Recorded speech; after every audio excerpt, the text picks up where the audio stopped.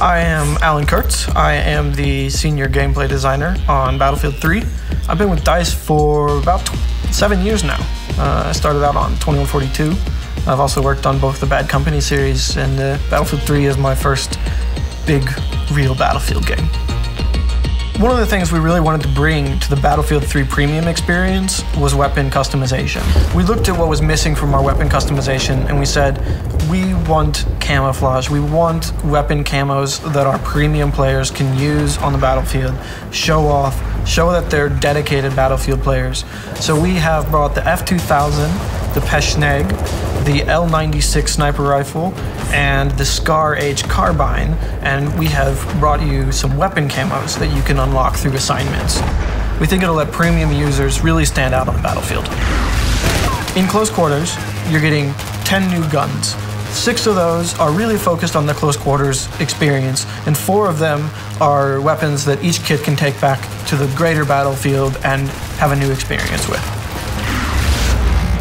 So for our assault guy, we brought the AUG A3. It's an Austrian bullpup assault rifle. So you got the clip behind the trigger, which is going to give you a better maneuverability in close quarters. You're going to have better fire from the hip, and you're going to be able to navigate with that weapon and bring it onto target faster than you would with, say, the M416. Similar performance-wise, but that close combat edge is going to give you something to really think about when you have the AUG.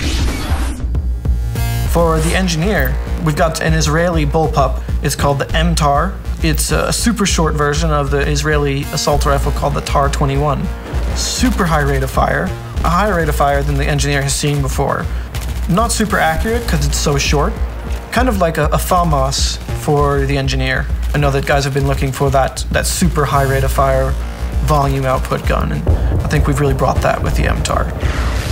The high-tech weapons come to the support kit this time, with the new LSAT is part of the Army's lightweight weapon technology. And this is a belt-fed machine gun, but it has a special new linking system and a different bullet that makes the weapon much lighter than most belt-fed machine guns. So it doesn't have a super top rate of fire, but it has a really good mobility, and it's kind of a nice blend between an M27 and an M249. Something that sits in the middle that you can use in close quarters, but you can put a bipod on it and hit some long range if you need to, and something that I think really fits in between those two. And I think support players will find that gives them an edge in these close quarters in combat. For recon, we went out and we found the M417. And this is a semi-automatic designated marksman rifle. The 20-round magazine, which is a bigger magazine that's been available, with also the big hard-hitting round from the Mark 11 with the 7.62 NATO round.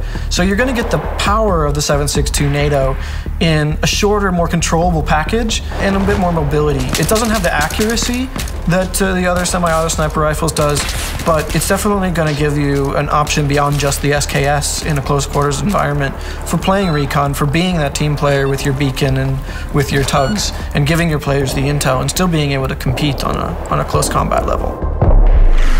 When we look at weapons, we've got the ones that are class specific, but we also always have some all-kit weapons. Our PDWs, our shotguns. And we looked at our personal defense weapons and we realized we didn't have something that was hard-hitting up close with a good rate of fire. So we looked at the M5K. It doesn't have a very big clip, but it fires a powerful 9mm round. It's kind of a spray gun, not super accurate, but great mobility, super short. It's got the foregrip on the front for some great controllability, and basically just lets a player get in close, hit hard, no range at all, but basically lets anybody kind of be that ultimate close quarters specialist with this gun. Then we looked at the flip side, which is the shotguns. We wanted to bring back a pump shotgun that people could say, this is a combat pump shotgun. So we have brought over the SPOS 12. It's really an accurate pump shotgun. It's got a tight spread. You got to really get in close with it or be real accurate with it to get the full effect of it. It's a little bit of a blend of the speed of a semi-auto with a nice tight choke on the shotgun. Your pellets are going to land together, and I think we'll find players are going to really enjoy the new aspect of the SPOS 12 when it comes into their close quarters combat. The other 4 weapons, we looked at roles and places outside of the close quarters pack, because you can take all 10 weapons from close quarters into any map. and that's been really important for us. So on the Assault kit, we've brought over the SCAR L, and this brings a super popular SCAR platform from the Engineer over to the Assault side. It's a relatively low rate of fire, and it fires the same round as a M16, but it's much more controllable. It's really good at hitting mid and long range. It's got good accuracy, it's a nice balanced gun, and I think players who generally gravitate towards an L85 or an AK will find that this gun might be a little bit more their style in the mid-range combat.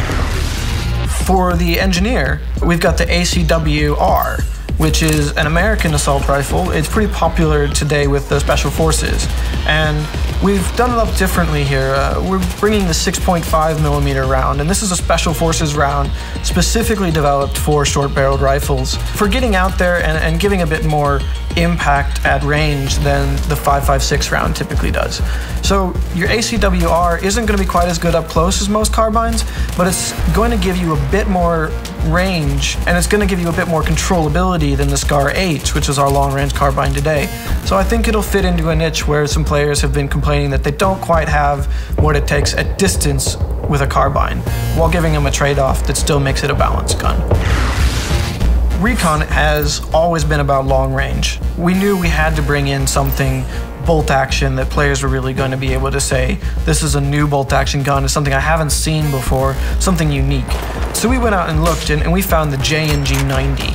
This is actually a Turkish rifle, renowned for its accuracy, one of the most accurate sniper rifles in the whole world. We think that players, when they get their hands on this, will be making those long-range headshots and really pulling down some marksman bonus with this one. Finally, for support, we've got the L86 LSW. That stands for Light Support Weapon.